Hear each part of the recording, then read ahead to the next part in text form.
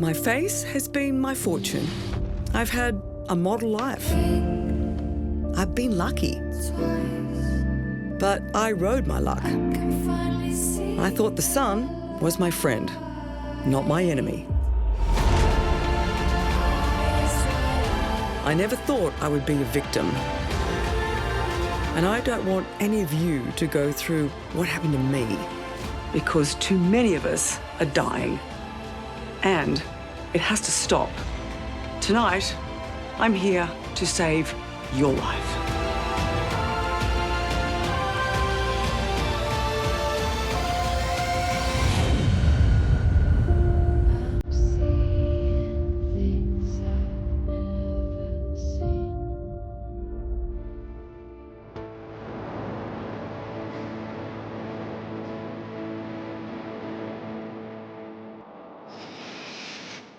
I've always lived near the beach.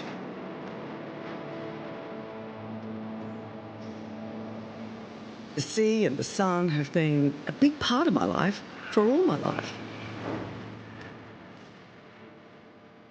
Grew up in the sun. Grew up Brisbane girl, and lots of holidays on the Gold Coast.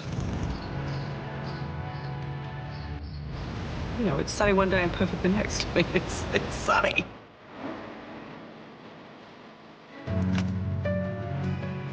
I've loved the sun, even when it wasn't shining. You used to use sun lamps to get yourself brown. Yeah. I remember once I actually fell asleep in front of a sun lamp and I had like third-degree burns. As a kid, I believed being golden brown was a good thing. Yeah, Dolly had a hat on. See, Dolly was the smart one.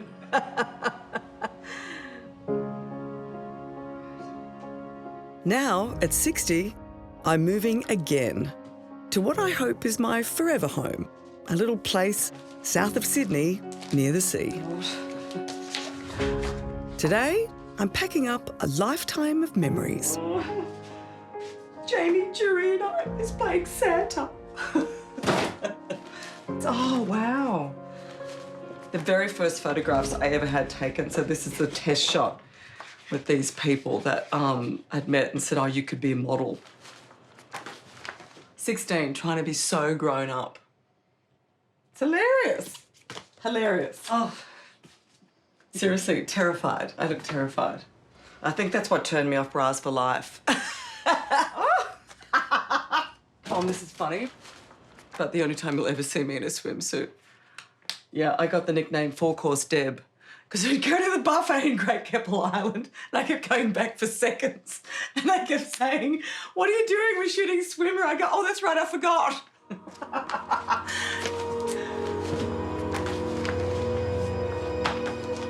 This is interesting. My cancer battle I'm fighting for my life. This is July 2011. And there you go, first time I had cancer.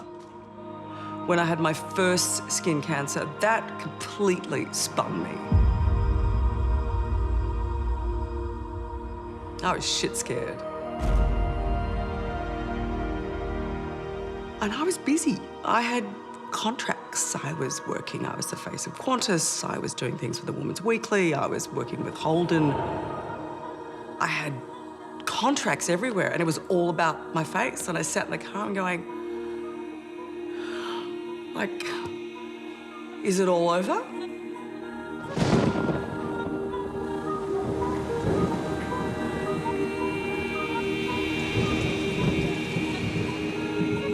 Steve Merton, the surgeon, said to me, look, we'll try not to do a skin graft. That was the last thing he said to me as I went under. And I was like, wait, what? And then I was like, huh? And I was like, we'll try not to do a skin graft. And this is the thing, you don't know until they get in there and they can see how far the cancer's travelled.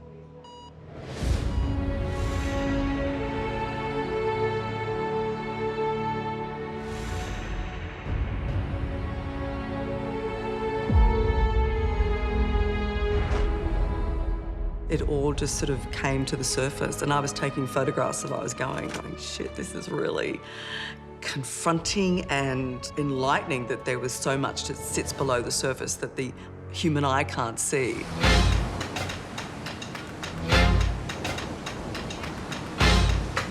On Sydney's Bronte Beach, we set up an experiment to show you what the eye can't see. This looks great, my lens for us, this one here. Yeah. Oh my God. A special camera which reveals the effects of ultraviolet light. Is that what I look like? That is so bad. Oh my God. Wow. So many spots. See anything? Was yours bad? In some cases, you can see the UV damage immediately. Wow. Yeah. Too revealing. But what's really revealing is the camera can tell who's wearing sunscreen and who is not.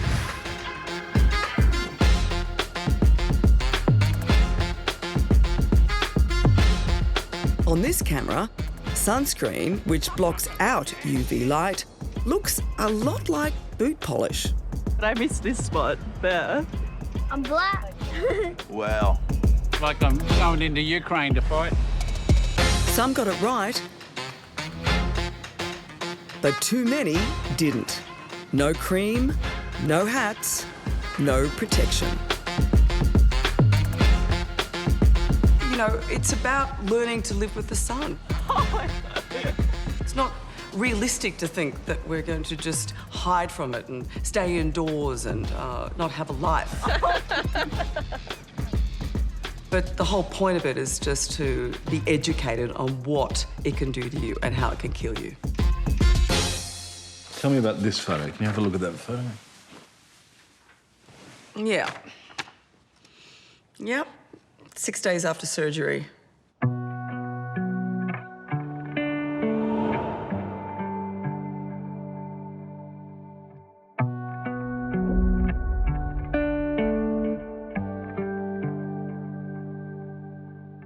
When they say, look, it's back again, you go, oh God, here we go again. But I had no idea that they were going to take as much as they did the first time. You go home with this huge wadding on your face and, you know, you're in a bit of pain and you've come out of a general anaesthetic and you go, okay, what have I got left? And that's what you don't know. I just looked at it and I thought, people have got to see this. I just posted it. I didn't really give it much. I think people need to see this. They just need to see what's going on out there if you leave your skin, as I did, you know, and I sort of watched it, but I wasn't as diligent as I should have been. And I thought, this is shit. And I wanted people to see that. What was the response? Amazing.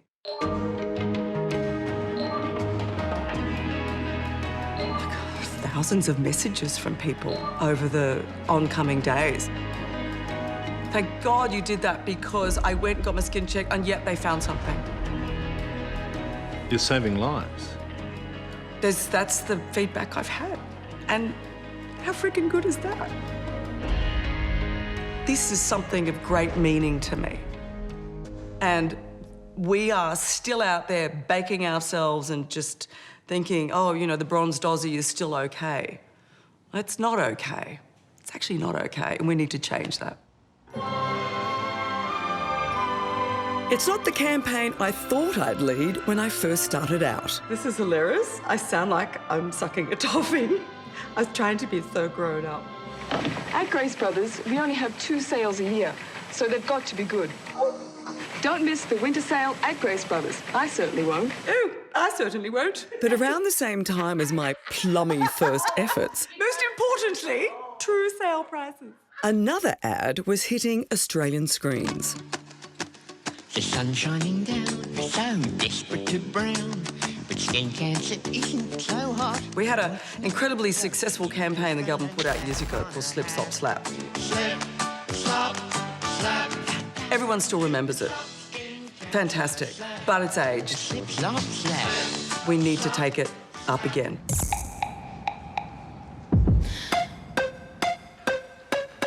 We sat down with this incredible ad agency. This looks a lot more dated than I recall. To try and come up with a campaign that is going to reach great Australians about the importance of prevention, skin cancer awareness, getting your skin checked, right? You should care, you should give a shit, you should do something. Yeah. There's so many tentacles to this thing. And you go, OK, how are we going to get that out there? We'll explore that, we'll have a look at it, we'll dig deeper into it. Great. Got a lot of brain power in here. We have young brain power, we have social and digital brain power, we have a little bit older brain power. They were sitting around 20s, 30, 40. Actually, there was no one there over 40. So I felt like grandma. That what? The sun is like the ultimate toxic friend. She's like a backstabbing bitch because she'll give you cancer. My point was there's a vainness in beautiful bronzed Aussie and having a tan. It's all about this beautiful golden skin.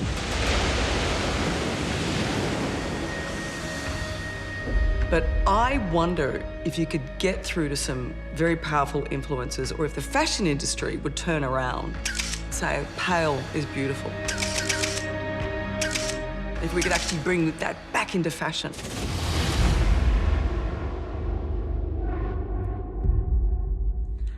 I received a positive result to melanoma, and for the past couple of weeks I've been trying to figure out the right way to communicate it with you. Oh man.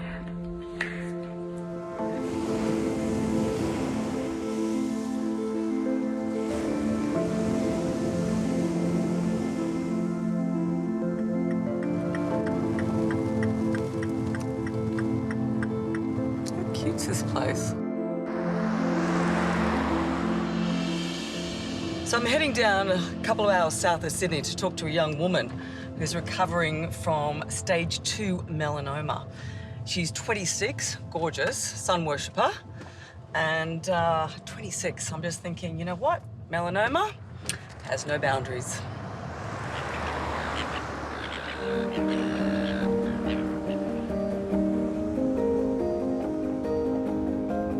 I remember summers as a 15, 16, 17-year-old. It would be from 8 o'clock in the morning to 4 o'clock in the afternoon. You build this base tan, and then I would be reluctant to wear sunscreen because I would just feel like I wouldn't burn after that. I would just go darker. Oh, wow. Yeah.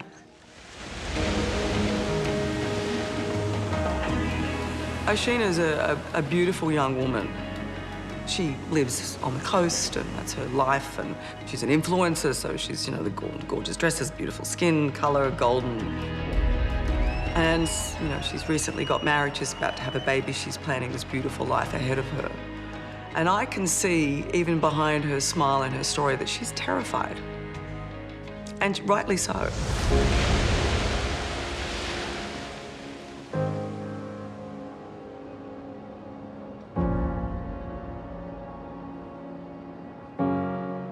I've never been the perfect example myself. I had so many people countlessly tell me that there's nothing healthy about a tan.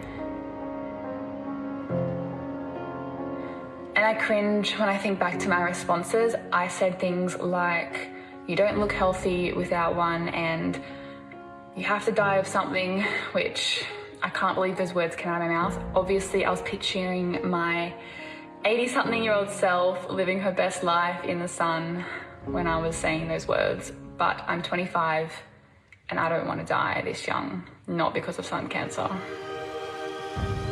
Even though she'd had her skin checked a couple of times, few of the doctors had dismissed it as a mole.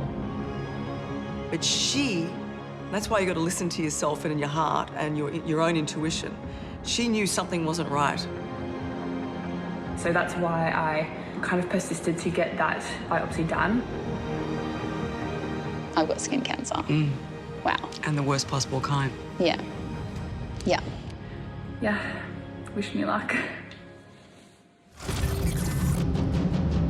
I think because I didn't really take it in, I didn't see like the urgency of it all.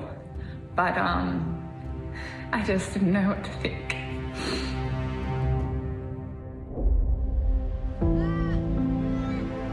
It's a significant scar. It is. I mean, it really is. I'm just glad that it's out. That it's out. And that's all that I've got left of it, you know? Like, it could be a lot worse. I could be in a different circumstance. She knows that the rest of her life that she's got a high potential of being a target again. you're so young and you've got so much going on in your life. I mean, you've recently got married. You're having a baby. You've got a new house. I mean, it's a beautiful life that you're setting up for yourself. I mean, what does that mean, knowing that there's kind of that sitting on your shoulder about skin cancer and that you're potentially going to be having that in the future? How does it put it all in perspective? I'm so grateful to be where I am today. I think, sorry. It's all right. It's okay.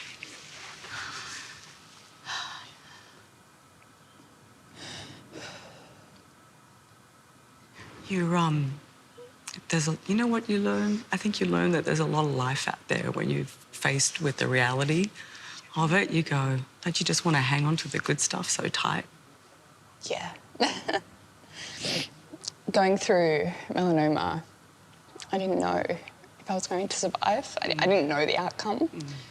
So I feel incredibly grateful to be where I am today. Not even 12 months after surgery, and I can sit here and talk about it and spread awareness. It just means so much. Of course it does. She's such a beautiful girl and she's got, you know, so much to live for, and I think, you know, she's very brave very brave to share her story with us. Yeah, I could see it. She's scared, and she should be.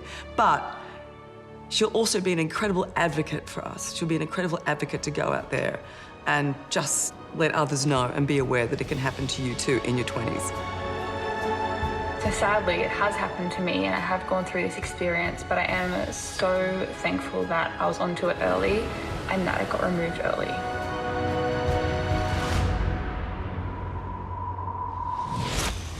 Next, it's coming at you like a truck. So you had the window down? You're just baking all that side, right side, shoulder, neck. That's the cancer? Wow. 5 to 6% of the population in Australia at any one time will have this problem. This is what cancer can do to you. We are the world champions of skin cancer. And later... So I'm just going to play it for you. Okay, great. I'd love to build a melanoma centre for people with melanomas for the whole of Australia. You're going to save people's lives. So it's not over yet? No, it's not over yet. It's not going to be pretty.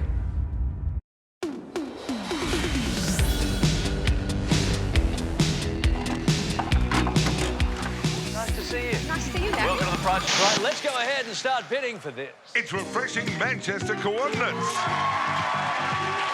It's all from Living with Deborah Hutton. And it could be yours if the price is right. And look who's here, my old mate, the beautiful Deborah Hutton. Give her a round of applause, Deb. Hey. Hello, Larry. How much do I love this show? Hi, everybody.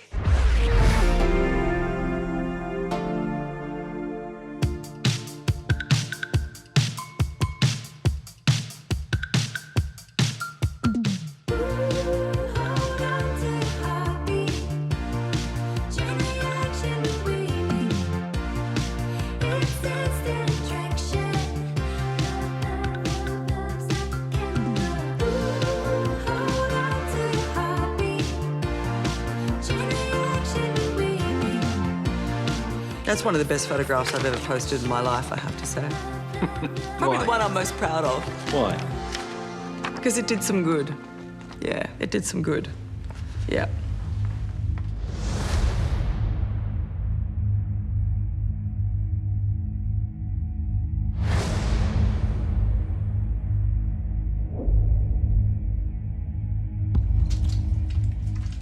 Where does Australia sit globally in terms of skin cancer and our stats compared to the rest of the world? We are way out there. We are, if I may use that term loosely, the world champions of skin cancer.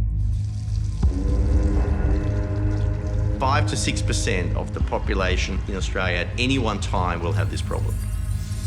You call it Australia's disease, don't you? Absolutely. If there's any significant skin cancer cases around the world and they don't understand, you know, who do they contact? They contact the best surgeons here in Australia. If you want to get your knees done, you go over to Aspen and go to their doctors after your ski accident. Yep. If you're talking skin cancer, this is where they come.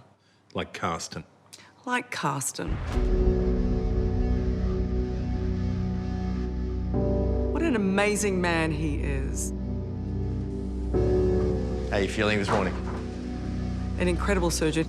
Well, it's a big day for you. He's got this beautiful side to him where he just wants to help everybody. We'll look after you. All right, mate. See you soon. Bye-bye. He's a craftsman, but he's more than that. He saves lives. All right, mate, we're going to go inside now. The thing that he explained to me is that skin cancer is melanoma and non-melanomas, right? Melanoma, the one we're all really scared about, the one that can kill you. If left undiagnosed, that's 5%. Only 5% of the cancers that we know about. 95% are non-melanoma cancers, which is BCC and SCC. That's basal cell carcinoma and squamous cell carcinoma. We're just about ready to get going and remove this cancer. How drastic are these surgeries? You know, there are some of the most drastic surgeries that we do in head and neck. So we're going to start with the neck. These cancers develop 90% in the head and neck. And why in the head and neck? Because that's a sun-exposed region. Oh, that's looking like beautiful, huh? So his life-saving surgery is basically trying to save people from losing their lips, their ears, their nose, their eyes, their cheeks, your eye. You can't speak. You're losing your tongue. And this is what cancer can do to you. And this is happening in Australia right now. This is happening in Australia right now.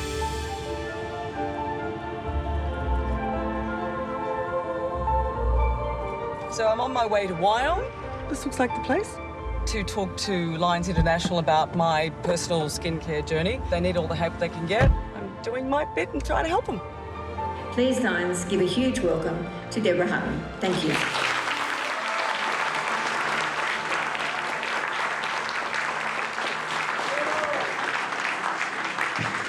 Good morning. Oh, I need this, don't I? You need to. I was going to start wandering around, but I can't do that, so I have to do this.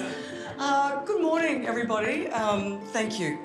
You know, I'm now a patron of Lions Australia because they're raising money for mobile screening units to go to rural and regional areas. Can I just ask, hands up, how many people have had skin cancers and had them out? Wow. That's full on. Yeah. You don't even need statistics, you just got to look around. Poor buggers out there, they can't get to doctors, dermatologists, and they're the ones who are more exposed to the sun, and blokes are most of them. 78% of all the non-melanoma cancers are guys out west. Your truck driver the other day was a perfect example. Richard, what a gorgeous man he is.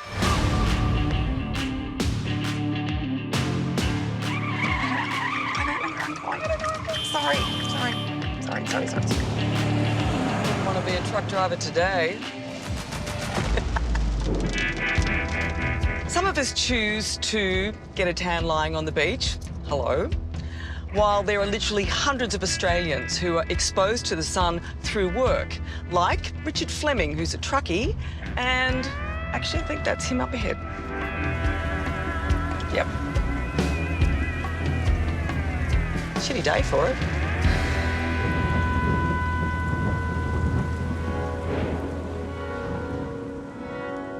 Richard Fleming is a working-class man who has spent his life in the sun, which is why today, of course, it's raining. He's the kind of classic patient. He's a white Caucasian male. He's lived in the country all his life with sun exposure.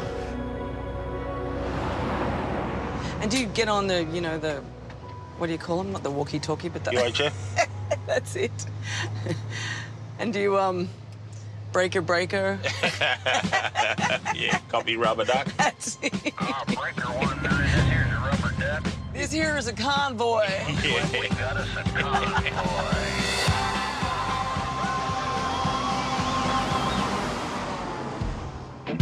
You know, this is the thing I think that most people are just unaware of, you know?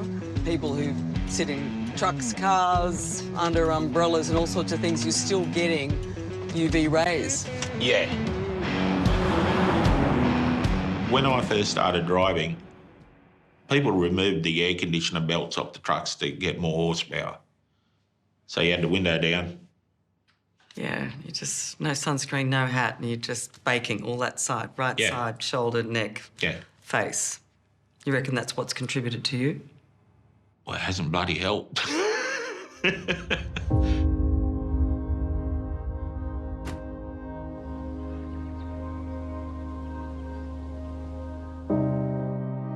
And look what happens to his face. I know.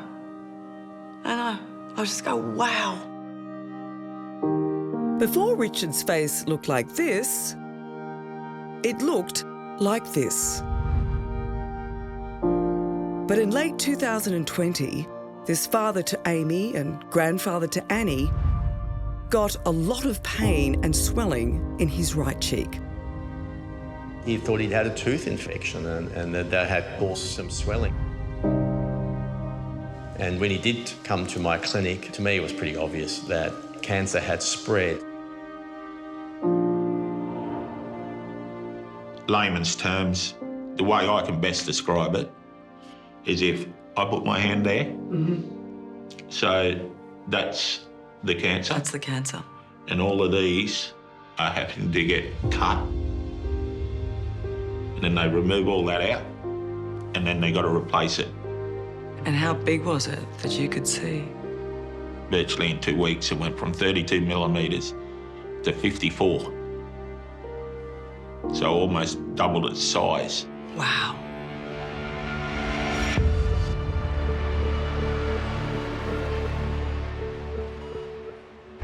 How long did the surgery take? It was around 13 hours. Richard was very lucky. If he'd have been left any longer, they had a backup surgery team to go in and remove part of his jaw. But at the moment, he's sitting there and he's lost a bit of his ear. He's taken out quite a bit of his face. They had to reattach all of the arteries and the muscles. You've seen what happens, his face is drooped. But he's taken a big chunk out of his leg. That's now here.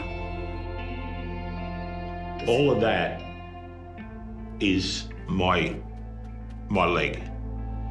And then, you know, he listed things that wouldn't be there in the future. Like I've got no saliva gland.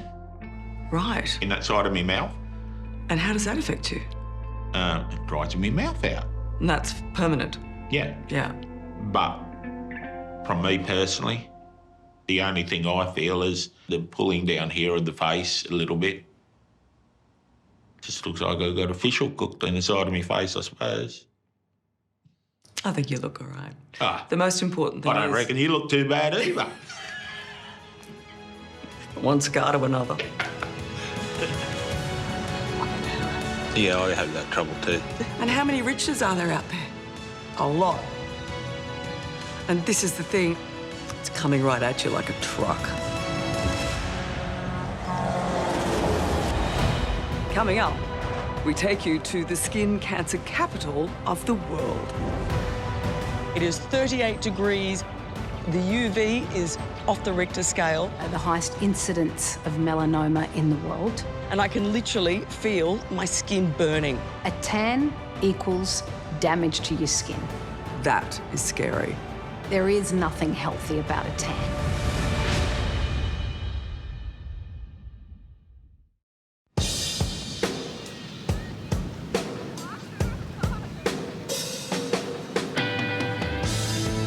Mr. Donald Robinson, a Brisbane scientist, warns that men working outside, stripped to the waist, in the sunshine, run a serious risk of contracting skin cancer.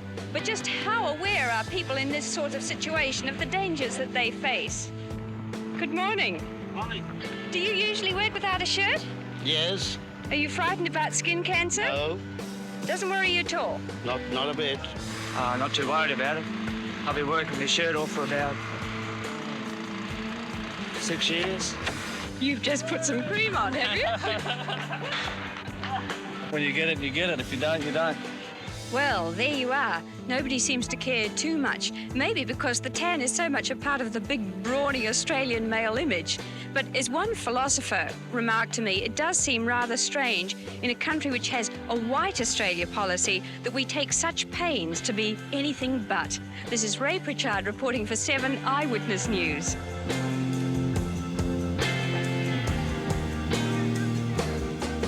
Now, if you were to look around the world at every country in the world and rate them in terms of their risk to skin cancer, where would Australia sit? Oh. Well, I'm at the top of the list. It's literally the top of the tree. It doesn't get any worse. It doesn't get any worse. Yeah, Australia's it. And the worst place in this country? Poor old Townsville. They get the, they get the nod for that. The skin cancer capital of Australia. Therefore, Townsville is the skin cancer capital of the world. That is scary. Well, I'm in Townsville. I've just gotten off the plane. It is 38 degrees. The UV is 13, which is off the Richter scale, and I can literally feel my skin burning. The problem is when you've got gorgeous, sunny, cloudless days like today, where do you hide from the sun other than indoors under aircon? It's almost like the sunshine works as fertiliser for the skin. A few minutes here, a few minutes there is enough to develop irreparable damage that will one day turn into skin cancer. In Townsville, you don't have to go far to find those ravaged by the Australian sun.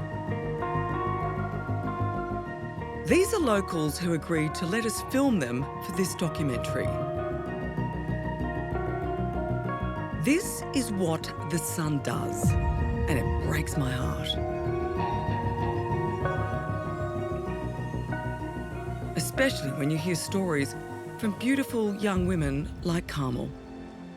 Well, in 2016, I noticed that I had a spot on my left temple. It was a level 5 melanoma, so extremely deep. So I needed to have some extra surgery, so the skin graft that you've seen up here. Fast forward a year later, a routine PET scan showed that I had melanoma practically all over my lungs, so that means it's unresectable, so it can't be cut out. Thankfully, there was some tablets, targeted therapy, that target, I think it is like a gene within that type of cancer. I was extremely, extremely shocked. And I spent a long time not being able to get out of the house, actually.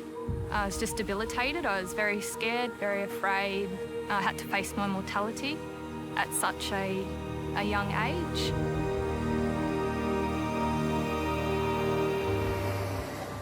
Australia has the highest incidence of melanoma in the world. We have more deaths from melanoma per annum in this country than people who are killed on our roads.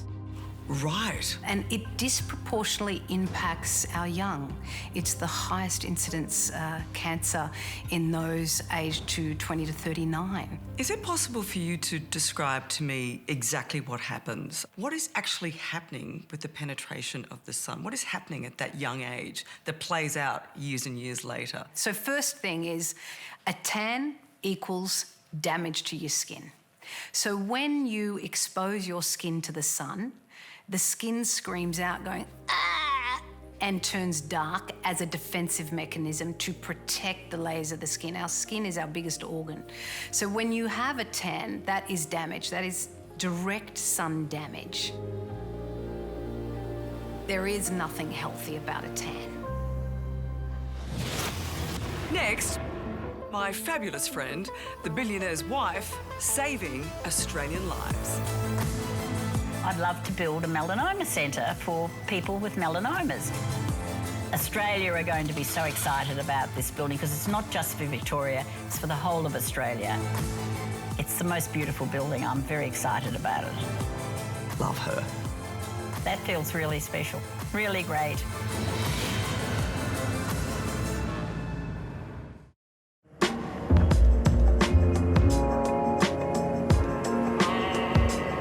This is something of great meaning to me. This is something I've experienced, I will continue to experience, and if my voice can steer people in the right direction, if I can help them in any way, if I can say to them, get off your ass and get your skin checked, and they do that, fantastic.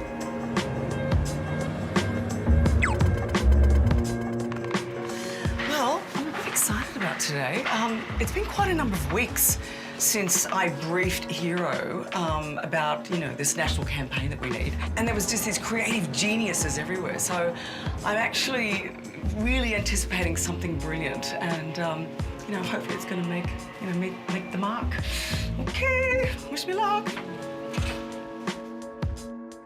Oh, it's so nice to see you again. So lovely to see you. Welcome back. Thank you. I'm very excited to be here. Have a seat. It's been a number of weeks. Yeah. I'm just wondering how you guys are going. Yeah, well, we've had so much fun. So I'm just going to play it for you. Okay, great. Nothing sums up the carefree way of Australian life like Home and Away. For over 30 years on our TV screens, it's shown healthy young Australians enjoying our sun-kissed way of life. But as the show enters its final episode for 2022, we'll use it to provide Australians with a powerful reminder of the damage the sun can cause. This is the Home and Away Hijack. Oh my God. Throughout summer, at outdoor events across the country, we'll use this same approach in pop-up UV camera booths, allowing people to see the damage incurred already and providing them with sunscreen, hats and tips, and halting the long-term damage from the sun. The Home and Away Hijack. Wow. Yeah, well, we I went didn't big. expect that. Yeah, well, How we incredible. went big. Yeah, and I think what we wanted to do is really go, every single day people are tuning in, millions of Australians, to watch Home and Away. And how can we use that platform to communicate this message and really showcase the invisible damage that the sun has on your skin and do it in a really powerful, impactful way. Well, this is a self-discovery. It really is. Through something that's so a part of us. It just go, yeah, that's our life. That's Australia. That's what we do. Yeah. Even if you don't, you go, yeah, that's me. Yeah. Exactly. It's that's extraordinary. A new campaign would be a great start. But across Australia, more is needed. More machines, more clinics, more dermatologists. We just need more. And what's happening is because the need is so dire and there's only so much that the government can do, have done, that people are lifting because they can see the need. There's an army on the move. There's an army on the move.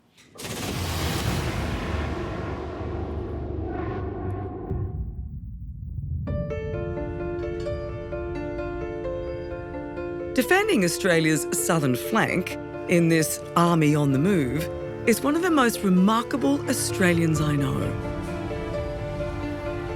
Her name is Paula Fox, wife of trucking billionaire Lindsay Fox. Paula Fox is amazing. Paula could see that they needed a melanoma research and hospital in Melbourne. And she reached out to me last year and she said, "Now, Deb, I just want to let you know what we're doing. So this is it, and I'm going to build a hospital, and we're going to have a melanoma institute, and we're going to have hospital beds, and we're going to have, for chemo, and I'm going to build it." And I said, "Paula, that's fantastic. If there's anything I can do to help you, don't worry. I got your number. I'll give you a buzz." Right? Love her. So I gave her a call recently, and I said, "Listen, how are you going?"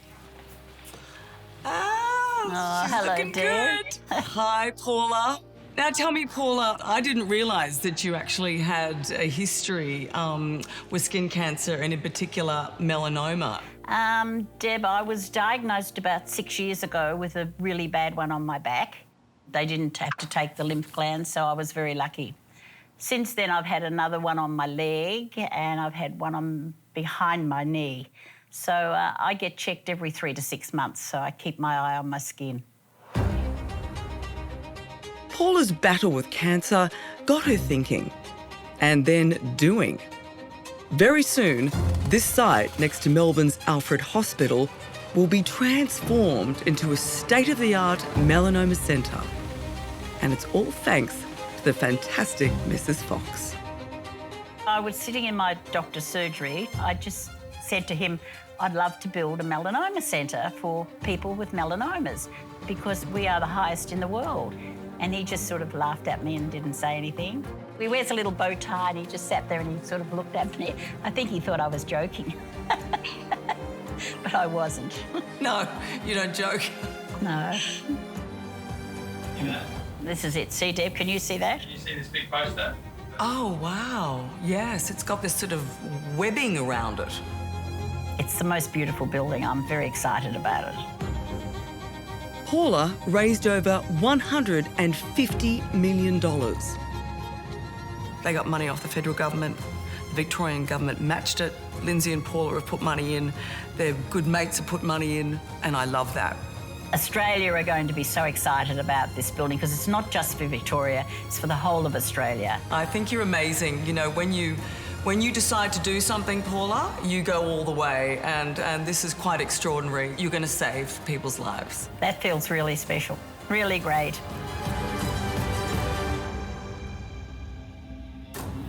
What a wonderful woman. Now, please stay with me because after the break, I have some personal news I'd like to share. This program's going to save lives. If I can open your eyes to what's actually happening in Australia and how ugly this cancer is, great, then it's all worth it. Are you out of the woods yet? No. I know it's going to come back, 100%. So it's not over yet?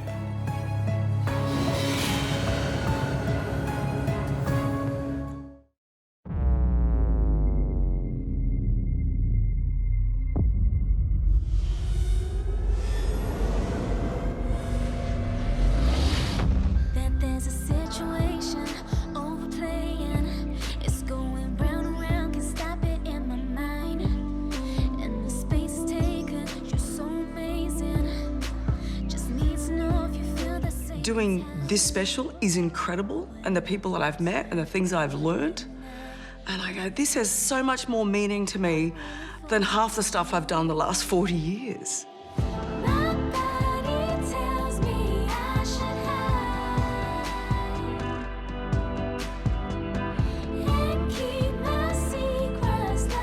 I mean, it's all been very surface. You know, you're a model, or you know, you're fronting a lifestyle show, and that's all great and it's fun and it's enjoyable and you know, don't take me wrong, I've loved it. But this is a different love. This is a different. It has much more purpose and meaning behind it.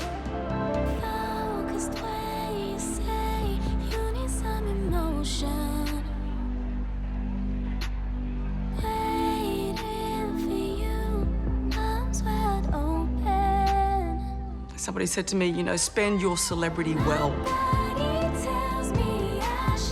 It's brought so much joy into my life because I feel like there's a great purpose there and a need, and that just really is fulfilling.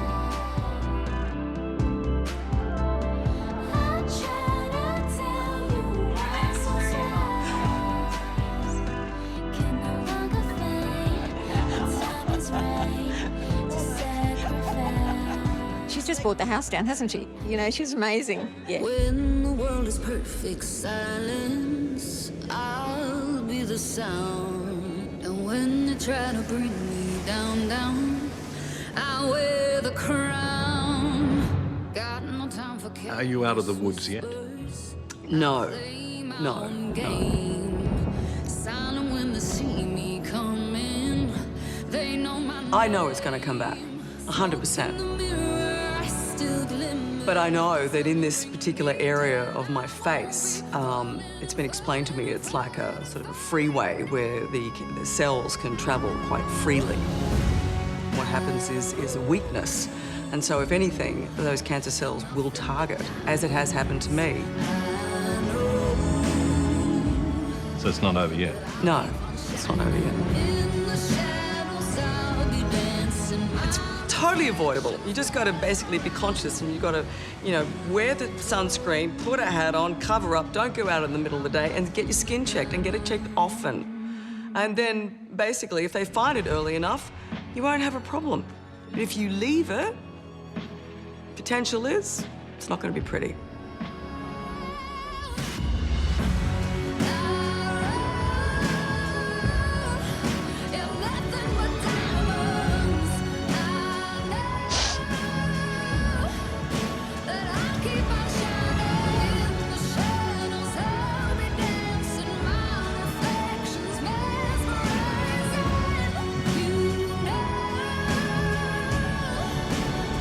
What's the story now for you? You've been through this. What's your relationship with the sun? What have you changed in your life to know that obviously cancer is now a part of your life? I try not to go out in the sun whatsoever. You know, cars always have to have the darkest tinted windows I can get. Always got a hat on. Sunscreen? Not so much sunscreen. Why don't you do the sunscreen? I don't know. But hello? Never ever have, eh? Oh my God, you need a slap. Yeah.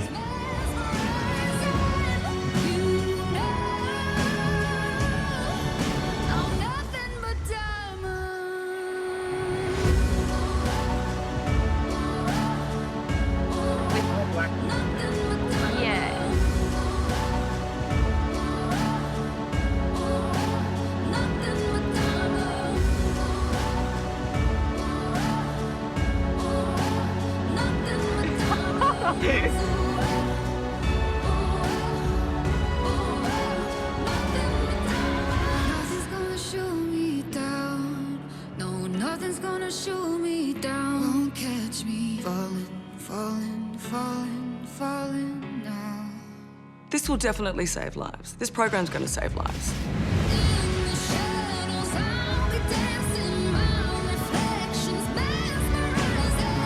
And that's the feedback I'm getting. And that's what's giving me inspiration to try and carry the flag. And if I can open your eyes to what's actually happening in Australia and how ugly this cancer is, and that it's totally avoidable if you do the right thing, great, then it's all worth it. And if I spend the next 20 years of my life doing that, I'll be a happy woman.